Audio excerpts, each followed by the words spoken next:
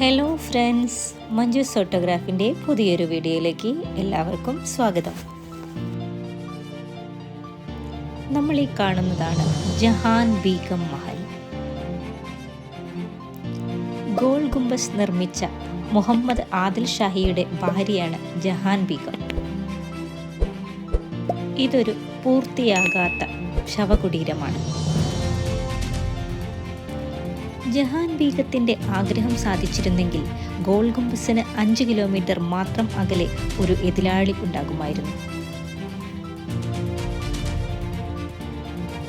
അത് ഈ നിർമ്മിതിയാണ്, ജഹാൻ ബീഗം മഹൽ.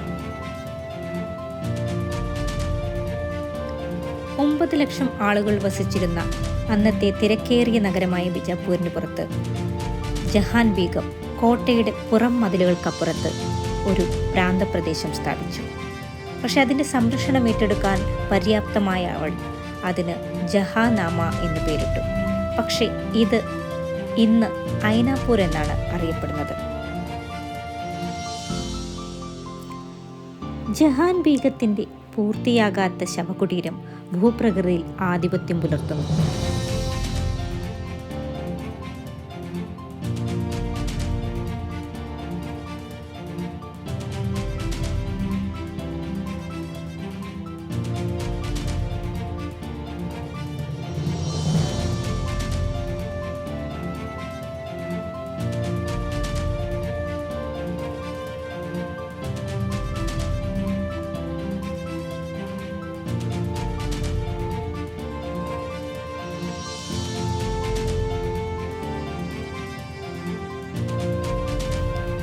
പൂർത്തീകരിച്ച 4 മൂല ഗോപുരങ്ങളുടെ ആദ്യ ഏതാനും നിലകൾ മാത്രമേ നിലനിൽക്കുന്നുള്ളൂ. കുറച്ച് സമ്പൂർണ്ണ കമാനങ്ങൾ ഉയർത്തിയ പ്ലാറ്റ്ഫോമിൽ ഫ്രെയിമുകൾ സ്ഥാപിച്ചിരിക്കുന്നു. അതിൽ രാജ്ഞിയുടെ മനോഹരമായി കൊത്തിയെടുത്ത ശവകുടീരവും മറ്റു ബന്ധുക്കളുടെ ശവകുടീരങ്ങളും നമുക്ക് കാണാം. കറുത്ത ഗ്രാനൈറ്റ് കൊണ്ട് നിർമ്മിച്ച ശവകുടീരങ്ങൾ മിനുസമാർന്നതും ആകാശത്തേക്ക് തുറന്നതുമാണ്. യഥാർത്ഥ ശ്മശാനങ്ങൾ സ്ഥിതി ചെയ്യുന്നത് താഴെയുള്ള നിലവറയുള്ള അറയിലാണ്.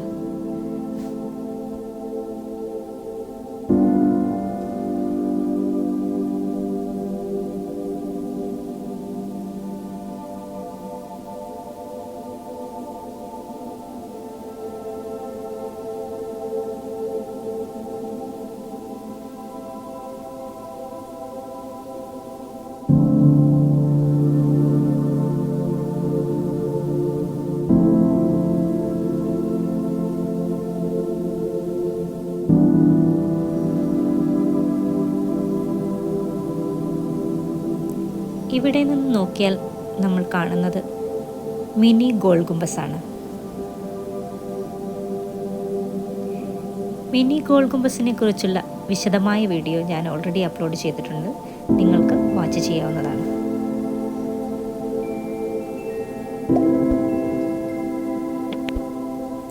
ഭരിക്കുന്ന രാജാവ് തനിക്കായി ഒരു ശവകുടീരം നിയോഗിക്കുന്ന ഒരു കാലത്ത് തനിക്കായി ഒരു ശവകുടീരം സ്ഥാപിക്കാൻ ധൈര്യം കാണിച്ച രാജ്ഞിയാണ് ജഹാൻ ബീഗം.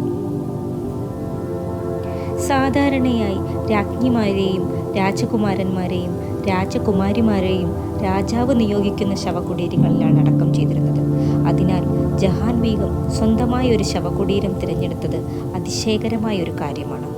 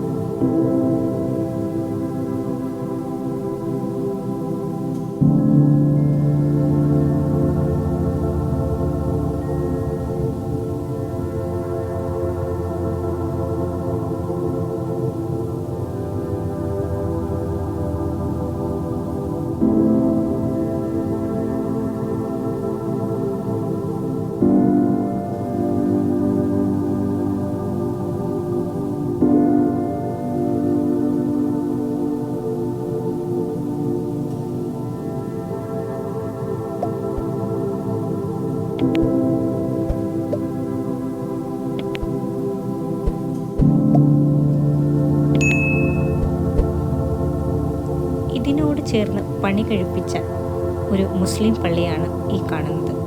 ഇത് ഗ്രാമവാസികൾ ഇപ്പോഴും ഉപയോഗിച്ചുകൊണ്ടിരിക്കുന്നു.